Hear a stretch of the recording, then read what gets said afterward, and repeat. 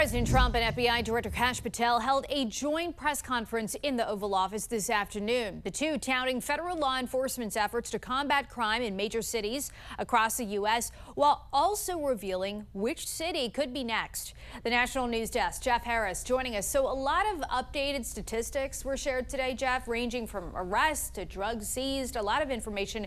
Break it down for us. So one of the biggest stats shared in the Oval Office earlier today was that since taking office in January, 23,000 violent criminals have been arrested. But both President Trump and FBI Director Kash Patel diving deeper into firearms, drugs, and also gangs. In a busy Wednesday afternoon in the Oval Office, Patel touting the success of the FBI since President Trump reclaimed the White House, including tracking down and capturing 4 of its 10 most wanted fugitives. This includes a lady who murdered her 6-year-old handicapped child and fled to India.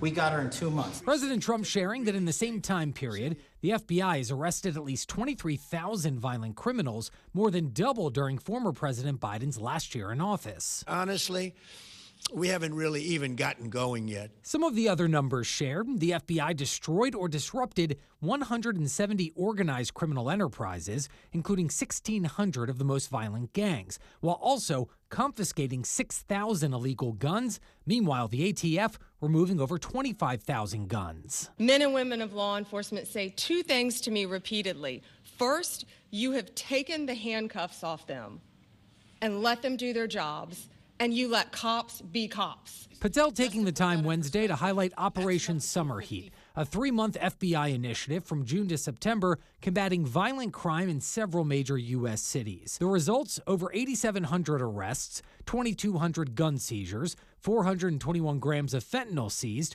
over 550 missing children located, with so far 2,100 indictments. That in and of itself would be historic for a 4-year presidency. You did that in 7 months because you let good cops be cops. Trump also revealing during the press conference which city the administration could be targeting next in its crime crackdown. That you start looking at San Francisco. I think we can make San Francisco.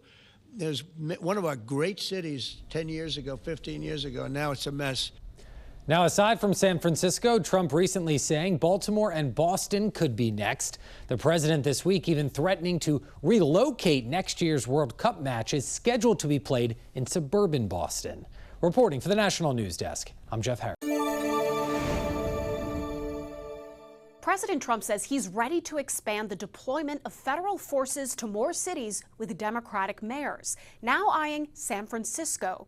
The announcement came during a press conference touting FBI statistics released last week, detailing more than 8,600 arrests during Operation Summer Heat, a nationwide crime crackdown. I'm going to be strongly recommending, at the request of government officials, which is always nice, that you start looking at San Francisco. I think we can make San Francisco.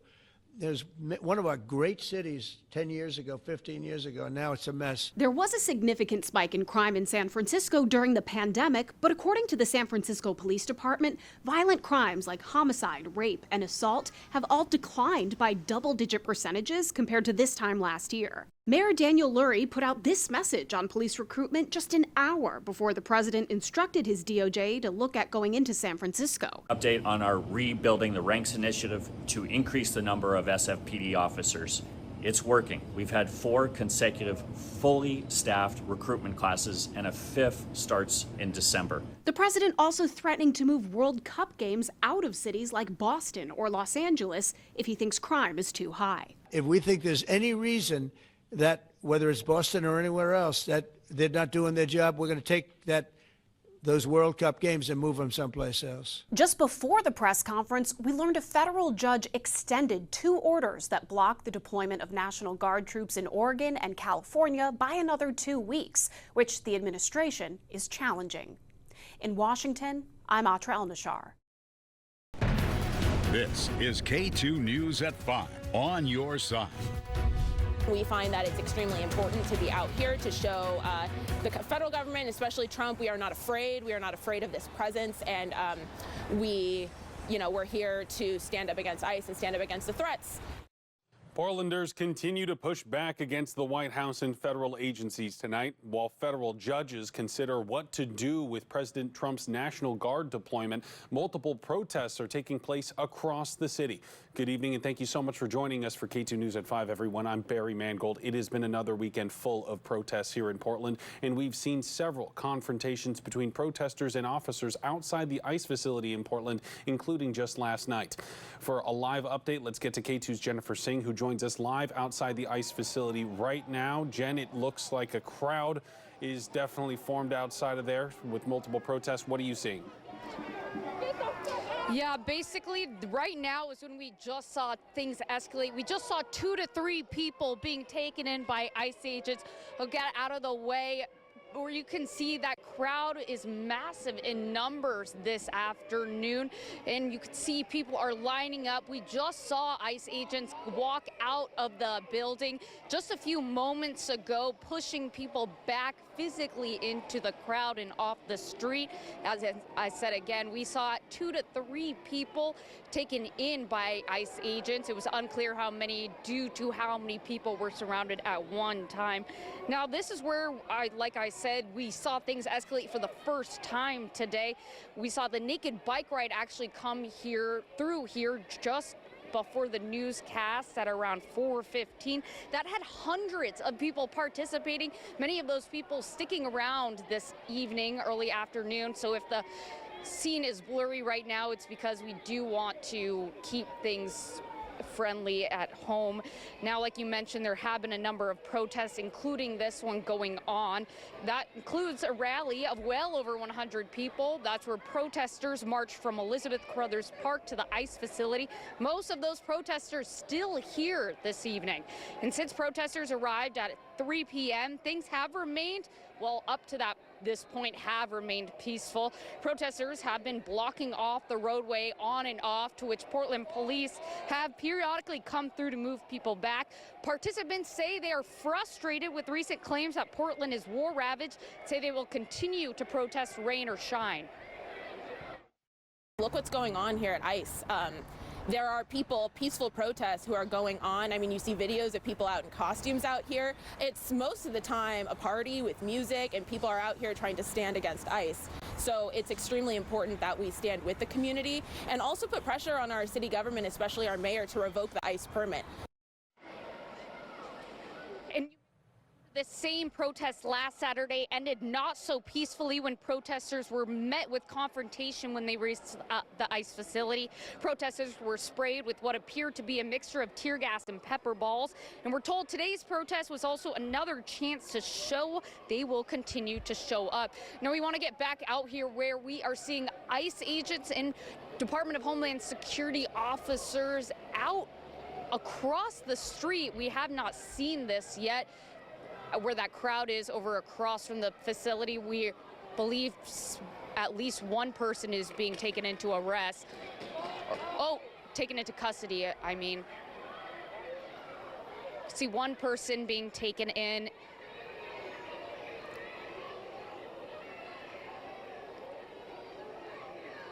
It looks like it was just that one person that they were taking in, as these officers are now being pushed back.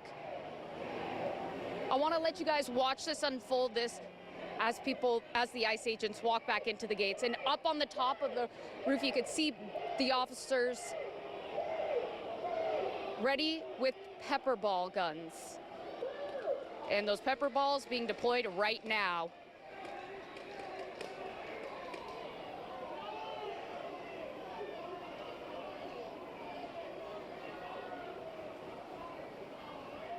All right, and we will stay out here and continue to follow this evening. Again, this has been the first time we've seen tensions escalate afternoon so far.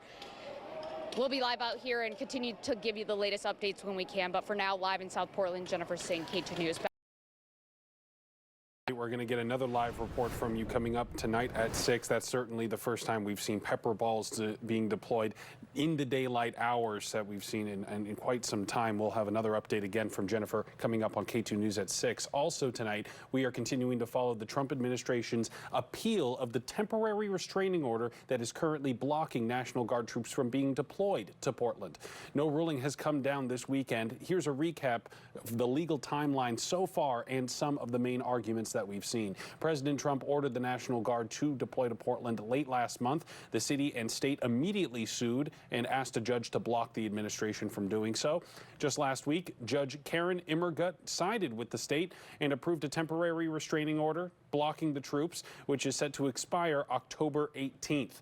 The judge said that the facts on the ground did not support the deployment. Then the federal government appealed to the Ninth Circuit Court of Appeals, asking to let the White House deploy the National Guard as the lawsuit continues through the full legal process. The appeals court, that is, said that it would rule as quickly as possible. For now, the troops will remain under federal control. However, they cannot be deployed. Continue following that case, and we'll bring you the latest information as soon as it comes into our newsroom. Also happening this week, a group of 4 city councilors will propose a new plan to push back on what they call federal overreach. Their plan is called the Protect Portland Initiative, and if it's passed, it would have several aspects and different parts, including a directive to have Portland police officers attempt to identify any federal troops they encounter and document what they're doing. If they identify themselves, fantastic. Let's verify that that is who they are by checking in with their bureau. And if they won't identify themselves, we need to log that. And then we need to investigate who might have been doing work in our community at that time. Again, because Portlanders have the right to know what federal agents are doing in our community, in our home. And that's Council President Alana Pertle-Guiney. She's one of the 4 members behind the Protect Portland initiative. The entire city council will discuss it Wednesday night. Law enforcement officials and faith leaders regularly come together to collaborate on building the safest and strongest communities in America. And this past weekend, millions joined together for Faith in Blue Weekend to continue that yearly tradition. And joining us now to discuss is Loudoun County Sheriff Mike Chapman, who was reelected to a 4th term and also selected as the 2023 Sheriff of the Year. Always great to see you, sir. Thanks for joining us. Great to be with you, Jan. So why are faith-based organizations so important, do you think, to building the key bonds between law enforcement and the residents they serve?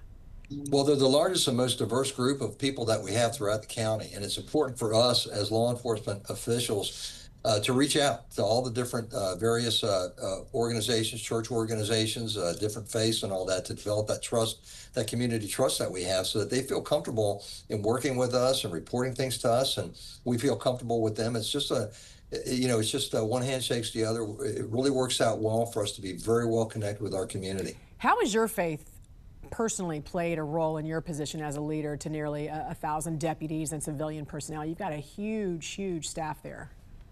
Well, it's a dangerous job, and I think faith is a good thing to have.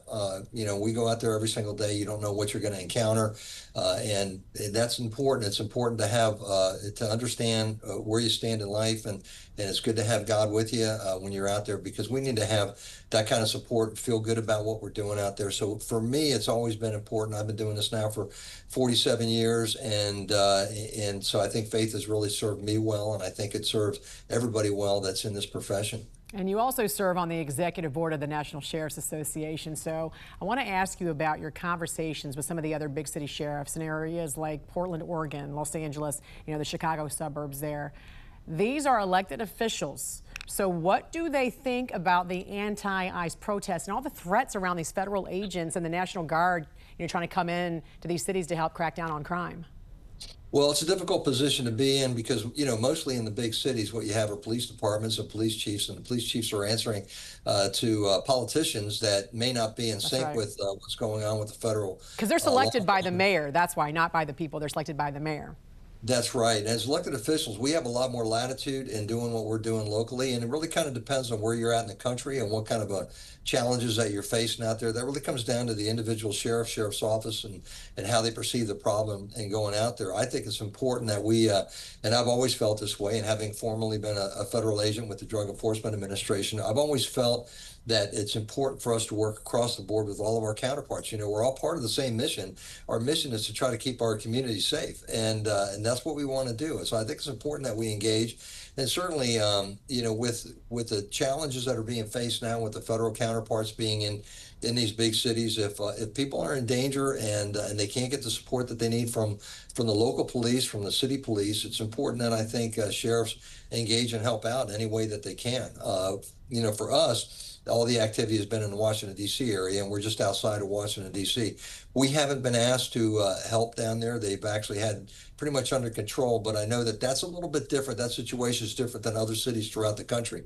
But we're certainly able and willing and ready to help out in any way we can. We want to make sure that we keep our law enforcement officials safe. We want to keep the community safe. That's what we do. That's our job.